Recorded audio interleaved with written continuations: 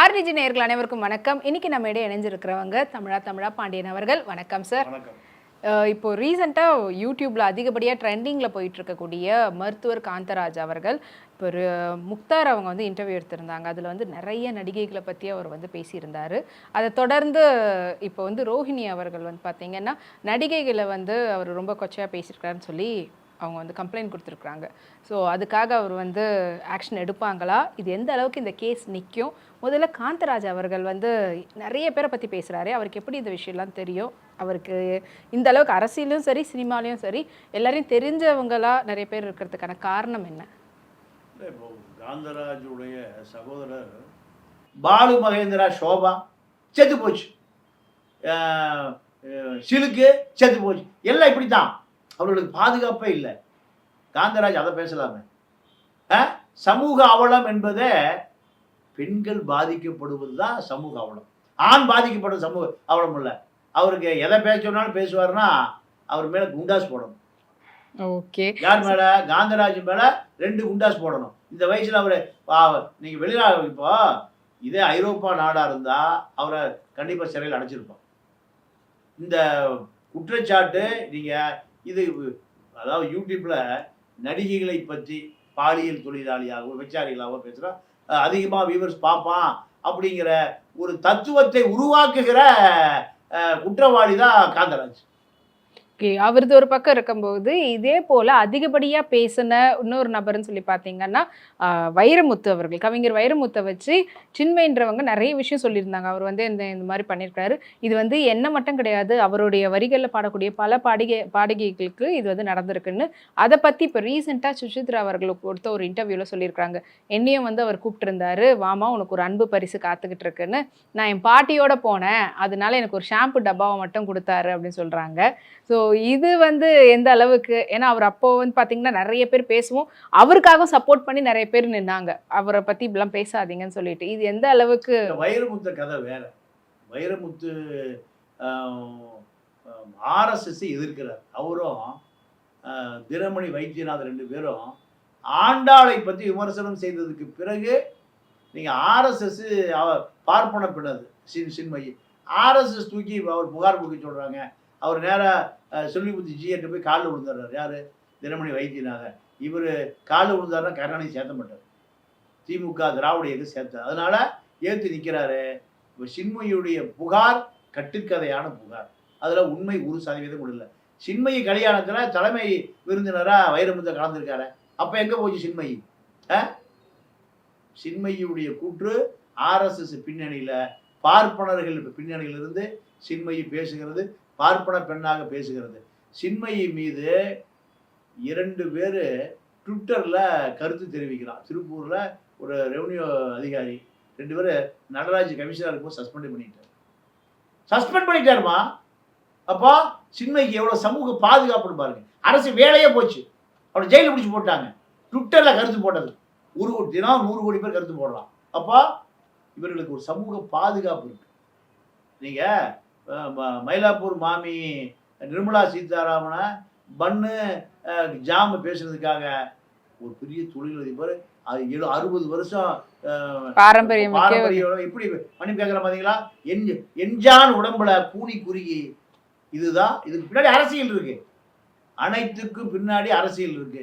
ஆனால் சின்மயி வைரமுத்த மன்னிப்பு ஆண்டாள பேசுறது எல்லாம் அரசியல். ஆனால் காந்தராஜ் பேசுவது மலிவான விளம்பரத்தை தவிர அதில் எந்த நோக்கம் இல்லை. இப்போ ரீசெண்டாக சுஜித்ரா அவங்க வந்து கொடுத்துருக்காங்க, நான் என் பாட்டியோட போனேன். என்னம்மா உன்னை தனியாக தானே வர சொன்னேன், நீ நம்ம பாட்டியோட இல்லை, நான் எங்கே போனாலும் பாட்டியோட தான் வருவேன்னு சொன்னதுக்கு உடனே 2 ஷாம்பு டப்பாவை வந்து கொடுத்தாரு அப்படின்னு சொல்லியிருக்கிறாங்க.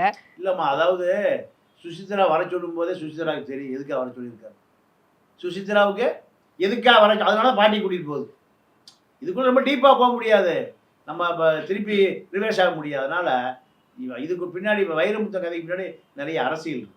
ஸோ இப்போ வரைக்கும் வந்து பார்த்தீங்கன்னா வைரமுத்து அவர்கள் அதை மறுப்பு தெரிவித்து எதுவுமே சொல்லவே இல்லை.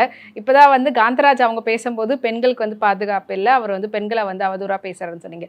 அதுவே இந்த பக்கம் வந்து பார்த்தீங்கன்னா அது வந்து ஆரிய அரசியல், அது வந்து அந்த மாதிரிலாம் கிடையாதுன்னு சொல்லிட்டு சின்மைக்கு எதிராக சொல்கிறீங்க, வைரமுத்துக்கு சப்போர்ட் பண்ணி சொல்கிறீங்களே. இப்படியும் இருக்குது அப்படியும் இருக்குது. நம்ம ஒரு விஷயத்தை சமூக சமூக கருத்தோடு நம்ம அதை இடம் போட்டு பார்க்கணும். நீங்கள் காவல்துறை என்ன பண்ணுவான், ஒருவரை பிடிக்கணும்னா, நீங்கள் ஒரு விபச்சார பெண்ணை பிடிக்கணும்னா காவல்துறை ஒரு உளவாளியை காசு கொடுத்து அனுப்புவான். அப்போ அந்த அந்த பொண்ணு, ஏப்பா உனக்கு 5000 ரூபா 10,000 ரூபா நான் தர்றேன், சரி 10,000 தானே, சரி. அப்போ 2 பேரையும் கையை களவாக பிடிப்பதற்கு காவல்துறை உளவாளியே ஒரு ஆணை ஏற்பாடு செய்து அனுப்புவோம். இந்த மாதிரி அப்போ நீங்கள் பெண்ணு ஹோமுக்கு போயிடும், இவனை ரிலீஸ் பண்ணி விட்டுருவாங்க. இது மாதிரி நிறைய விஷயங்கள் இருக்குது. அதனால் ஒரு விஷயத்தை ஒரே அளவு கூட பார்க்க முடியாது.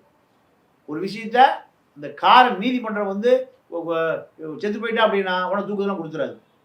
அதுக்கான நிறைய காரணிகள், நிறையா சந்தர்ப்பம் இருக்குது, நிறையா அதுக்குள்ள அரசியல் இருக்குது, சமூகம் சார்ந்த கருத்து இருக்குது. நீங்கள் பிசிஆர் ரைட் கொண்டு வந்தான் தலித்துக்களை பாதுகாப்பதற்காக. யார?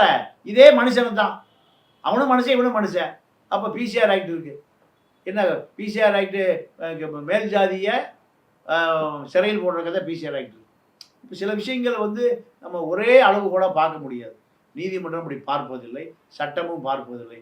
அதே அளவுகோல் தான் வைரமுத்தரும் சுசித்ரா மேட்டர். அப்போ இப்போ இந்த ரோஹிணி அவர்கள் போட்ட கேஸ் வந்து எந்த அளவுக்கு வழக்கு கண்டிப்பாக உடனடியாக தண்டனை கிடைக்காது. ஆனால் இந்த வழக்கு நீண்ட காலம் இந்த வழக்கை நடத்தணும்.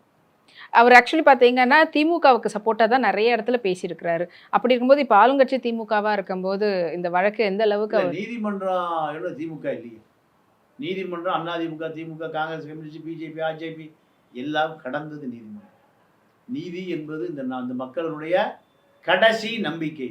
அதனால் நீதிமன்றத்தை யாரும் நீங்கள் கட்டளையிட முடியாது.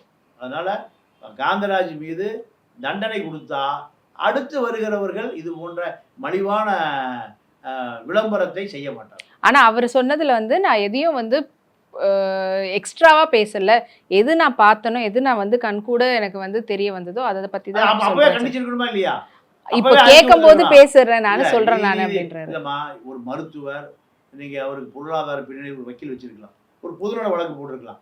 இப்போ ஹேமாக்கு எப்படி வந்த பிறகு இதை நியாயப்படுத்துறது சரியான பார்வையாக இருக்காது. இல்லை, நடிகைகளும் ஒரு சில பேருக்கு அவர் ஏன்னா அவர் இந்த துறையில் வந்து அவர்கிட்ட வந்து கேட்கும்போது அவங்களுக்கான ஹெல்ப்பும் வந்து பண்ணியிருக்கிறேன் அப்படின்ற மாதிரியும் சொல்கிறாரு. சொன்னாலுமே இது ஒரு நாளாந்தர லட்சுமிகாந்தன் கொலை வழக்கு மாதிரி போயிடக்கூடாது. இது மூக்குத்தி ஜெயமணியை போல நீங்கள் ஷேப்பனா ராமச்சந்திரன் மாதிரி ஆயிடக்கூடாது.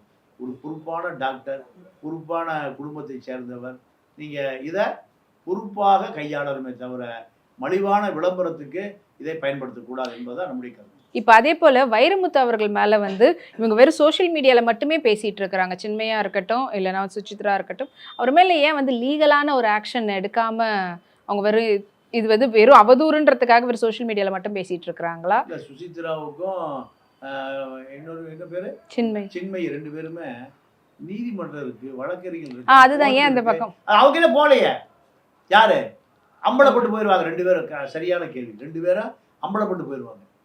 நீங்கள் 2 பேருமே ஆதாரங்களோடு சாட்சிகளோடு A1 A2 A3 இப்படி எல்லா உயிருள்ள சாட்சி, உயிரில்லாத சாட்சி, சிசிடிவி ஃபுட்டேஜ் எல்லாத்தையும் இப்படி கோர்ட்டில் கொடுத்துருந்தா வைரமுத்தனை கன்வின்ஸ் பண்ண போகிறாங்க கோர்ட்டு. அதை ஏன் செய்யலை? உங்கள் மணியில் கனம் இருக்குது, வழியில் பயம். உங்களை யாரோ ஆட்டுவிக்கிறார்கள், உங்களை யாரோ தூண்டி விடுகிறார்கள். பல விஷயங்களை சொல்ல முடியும். நீங்கள் ஒரு உச்ச நீதிமன்ற தலைமை நீதிபதி, மேற்கு வங்காளத்தை சேர்ந்த சகாய் சுபைத், எனக்கு பாதி தான் வருது, வேலைக்காரி பெண் பாலியல் புகார் கொடுத்தா, அதோடு அவர் காணாமல் போயிட்டார்.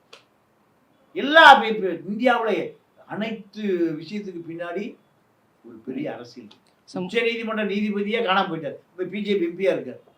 ஸோ மொத்தத்தில் இப்போ வந்து கடைசி ஒரு விஷயமா நீதிமன்றத்தை தான் எல்லாரும் நம்பணும் அப்படின்னு சொல்லியிருக்கீங்க. உங்களுக்கு கருத்துக்களை பகிர்ந்துட்டு நன்றி. நன்றி, வணக்கம்.